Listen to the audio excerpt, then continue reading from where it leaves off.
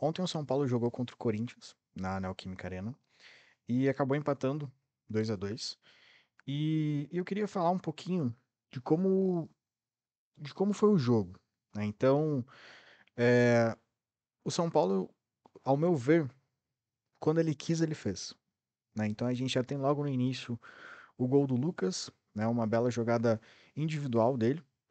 E, e a partir disso, né? Até talvez os 15 minutos do primeiro tempo, o São Paulo controlava bem a bola e não deixava o Corinthians, né, fazer nada. Só que a partir disso, a partir desse momento, o Corinthians começou a ter um pouco mais liberdade e um pouco mais de liberdade não porque o Corinthians se propôs, porque o São Paulo deixou o Corinthians com espaço, né? Até que acaba tomando o primeiro gol, o gol do Coronado ali, e claramente, se a gente for analisar os 2, 3 minutos antes do gol acontecer, você percebe que todo o time do Corinthians tinha muito espaço, né? O São Paulo não dava o combate para tentar tomar a bola ou simplesmente para atrapalhar a defesa, o ataque adversário, né? A partir do momento que tomou esse gol, o São Paulo quis novamente, né? E o São Paulo querendo foi para cima, conseguiu fazer o segundo gol, né? Claro, foi um gol contra do Kaká, mas toda a jogada foi bem trabalhada até chegar ao gol. E depois disso, parece que o São Paulo voltou a ser preguiçoso, se a gente pode falar, né? Primeiro, antes disso, né, a gente precisa destacar como é horrível a questão de você fazer um gol e não poder comemorar, que daí a galera começa a atacar objetos, os próprios jogadores do Corinthians se sentem incomodados e partem para cima dos, dos atletas do São Paulo, mas isso não pode acontecer em nenhum lugar, indiferente se é clássico ou não. E daí o lance do segundo gol aí, claramente uma atitude errada do Luciano. O Luciano, a partir do momento que teve aquela confusão logo depois do gol, ele saiu um pouco do jogo, sabe? E daí acabou resultando nesse segundo gol do Corinthians. Então o Luciano, ele precisa. Ontem ele foi muito mal, né? Não ajudou na parte ofensiva, nem na parte defensiva. Se ele, nesse lance do gol, se ele simplesmente chuta pra fora, cara, ia ficar tudo tranquilo e não teríamos problemas.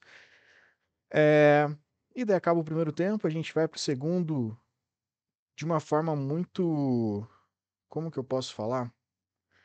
Preguiçosa de novo, sabe? O São Paulo durante muito tempo não atacou. Ele até chegou a ter essa chance com o Michel, mas pô, acho que faltou muito ao São Paulo, né? Acho que faltou ao São Paulo querer alguma coisa, querer querer vencer, sabe?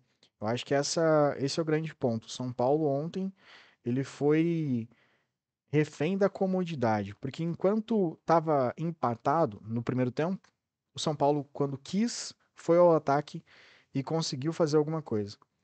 Só que quando não quis também acabou deixando muito espaço e isso foi muito prejudicial, né? Então, o resultado ontem eu vejo um resultado positivo pro Corinthians, né? Porque o Corinthians ele vem numa crise e tudo isso só ajudou o Corinthians a ganhar um ponto, né? Eu vi até algumas declarações de jogadores do Corinthians falando que precisaria ser comemorado aquilo ali e realmente precisa ser comemorado porque o jogo de ontem era para o São Paulo ter vencido, né? Ao meu ver, poderia ter feito mais 2 gols ali tranquilamente e poderia não ter tomado os dois, né? Era só você controlar um pouquinho mais a posse de bola, você ter o controle do jogo a todo momento, né? Não só quando os jogadores queriam jogar. Eu queria dar um destaque positivo pro Lucas. O Lucas jogou muito bem ontem e, e o Lucas quando ele é diferente, né? Eu acho que todo mundo, todos os vídeos que vão falar de São Paulo falam que o Lucas é diferente porque é a realidade, né? O Lucas é o motor do time e acho que ontem faltou outros serem o motor do time junto com o Lucas, sabe? Fazer esse auxílio ao Lucas. E principalmente foi o Luciano, né? O Luciano não entrou no jogo, não entrou bem. É, acho também que o Caleri ficou um pouco mais abaixo. E eu só não entendi o Zubeldia por que ele não colocou o Ferreirinha antes, né? Não sei se o Ferreirinha Ele ainda tem um problema um problema físico, né, para ficar tão fora do jogo, mas o Ferreirinha sempre quando entra tenta fazer alguma coisa, né? Ontem ele já entrou muito tarde e acabou não conseguindo tanto, né? O Wellington Rato voltando é importante porque essa volta dele, teoricamente ele voltaria a ser titular e talvez o Luciano iria para a reserva e poderia auxiliar bastante a ter o Lucas mais centralizado e o Lucas mais centralizado tanto contra o Internacional quanto contra o Corinthians jogou demais. Jogou demais. Não tem nem comparação você analisar o Lucas jogando pela beirada do que jogando pelo centro do campo, né? Pela beirada ele não vai mal, mas parece que ele fica muito mais encaixotado na marcação. Quando ele vai pelo meio, cara, esquece. Tanto que o primeiro lance de jogo não, o lance do primeiro gol, ele sai da beirada e vem pelo meio, conduzindo sempre pelo meio, e dá para perceber que ali ele se sente muito mais à vontade. Então, talvez a entrada do Wellington Rato como titular em próximas partidas, talvez auxilie o Lucas também a estar no seu melhor ambiente de trabalho, vamos dizer assim, que é o centro do campo. Eu queria destacar também duas reportagens duas matérias, né, feitas pela Globo, que daí elas destacam esse ponto, né, de análise que eu acabei de comentar. Então, o título aqui: São Paulo desperdiça a chance de atropelar rival e precisa tirar lições para brigar por título. E daqui é uma fala do Zubeldia. Não foram situações de mano a mano, foram arremates, chutes de fora. Aqui, chute de fora, mais ou menos, né? O gol do Mosquito é dentro da área, mas são chutes sem uma criação de jogada. Né? O primeiro até a gente pode considerar que o Corinthians trabalha um pouco bem a bola, mas mesmo assim são lances isolados em relação a todo o jogo. Podemos ter tido controle no primeiro gol? Podíamos. Podíamos ter tirado a bola no segundo? Sim, mas não são situações por defender mal como organização, mas sim de tomada de decisão de segundos. É normal. Eu concordo um pouco com o que o Zubeldia falou aqui, mas assim, no meu ver, o primeiro gol é um erro de posicionamento mesmo, né? Porque alguns atletas fazem movimentos que não são os que eles estão acostumados ou que não deveriam fazer, e daí o posicionamento do São Paulo fica muito errado, né? E como eu falei, eu acho que foi muito mais pela preguiça de marcar os atletas do Corinthians. O segundo foi literalmente um erro do Luciano. O Luciano tinha que ter tirado aquela bola, que aquilo facilitaria muito e não teria nenhum problema, né? Eu acho que ele ali tentou cavar uma falta que o Yuri Alberto acabou não fazendo e daí gerou tudo isso. E um outro ponto que eu queria destacar, que é principalmente em relação à segunda matéria do GE, é a questão do intervalo entre os jogos, né? O Corinthians jogou contra o Atlético Goianiense na terça-feira, enquanto o São Paulo jogou contra o Internacional na quinta. Então, assim, os dois jogaram fora de casa. O, o Corinthians jogou lá em Goiânia, enquanto o São Paulo jogou em Criciúma. Só que 2 dias é muito diferente, né? Dá uma diferença muito grande na questão de preparação e na questão de descanso, né? Eu vi uma matéria da TNT em que o Wellington Rato fala sobre isso, em que eles vieram diretamente de Criciúma e eles não foram para casa, né? Eles acabaram dormindo no CT para tentar descansar um pouco mais. E é essa reclamação do Zubeldia também, né? O Zubeldia ele coloca aqui: não gosto de jogar o clássico com vantagem. Eles tiveram 2 dias a mais de recuperação. A organização, quando se trata de clássicos, tende a contemplar que os dois tenham os mesmos dias de preparação. Um clássico representa muito. Não gosto disso. Os jogadores foram bem. Estivemos 2 vezes em vantagem. Ficamos alguns minutos com um homem a mais, quando se jogou pouco. Mas num clássico, tem de chegar os dois times com os mesmos dias de preparação. Somos o São Paulo, não podemos permitir. Isso é para quem organiza. Um jogo normal, tudo bem, mas num clássico não. Depois damos a cara para para o nosso torcedor. O jogo representa muito. É um tipo de vantagem que não acho justa.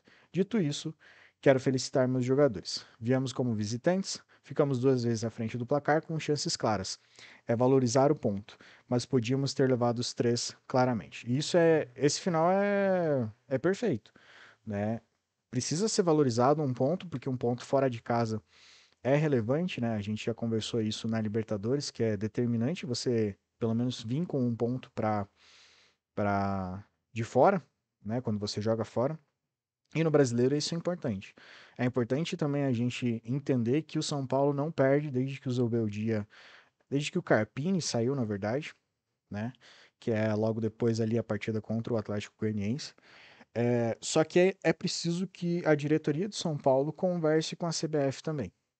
Porque diversas vezes o time está jogando segunda e quinta. Segunda, claro, se fosse sempre segunda e quinta, a gente teria uma igualdade na questão de descanso, né? Descanso e preparação. Só que segunda-feira é muito ruim financeiramente para o clube, né? Porque todo mundo trabalha, então não dá para você financeiramente ter a casa cheia numa segunda-feira e ter um bom valor adquirido. Mas nesse último caso, a gente jogou quinta e domingo, né? Enquanto o outro time jogou terça e domingo. Então precisa ser feito alguma coisa, a diretoria precisa chegar e conversar com a CBF, porque isso não pode acontecer. Há uma grande diferença, como o Zubeldia falou, na questão de preparação e na questão de descanso. E eu acho ali, ele coloca o clássico um pouco acima, né? Porque clássico é clássico, né? Então, o Corinthians ele se prepara mais para jogar contra o São Paulo, contra o Palmeiras, assim como o São Paulo faz a mesma coisa. Mas a gente precisa ter uma igualdade em todos os jogos, né? Então, eu sou muito contra o campeonato estadual existir por conta disso. A gente deixa a principal competição nacional tudo embolado, né? Você joga quarta, sexta, quarta, sábado, quinta, domingo, sabe? Com pouco tempo de descanso e de preparação. Então, daí como que teu time vai render tanto nessa situação, né? Então, no geral, um time apático, né? O São Paulo jogou abaixo do que o esperado. É importante que ainda se mantenha em cima na tabela, né? Pode cair até o, o sexto lugar ali, dependendo do resultado de Palmeiras e Atlético Mineiro. Mas ali a permanência na quinta posição é importante porque você ainda tem o Botafogo, que atualmente é o líder, a 4 pontos, né? O que não deixa desgarrar tanto, você continua brigando. É importante a gente ver aqui esses últimos 5 resultados, né, que não tem derrota. Isso é muito importante, mas é preciso que o São Paulo aumente um pouco o ritmo nas próximas partidas, né? E vendo aqui as próximas partidas, o São Paulo joga agora quarta-feira às 8 contra o Cuiabá. Cuiabá que vem bem melhor do que no início do campeonato, né? Se a gente for ver o Cuiabá nessas 2 últimas partidas fez 10 gols. E venceu as duas, tanto contra a Criciúma quanto contra o Fortaleza, que é um time bom, né? O Fortaleza. O Criciúma acaba tendo. ah, não tem um equilíbrio, né? Joga bem uma partida e na outra já joga um pouco mais abaixo.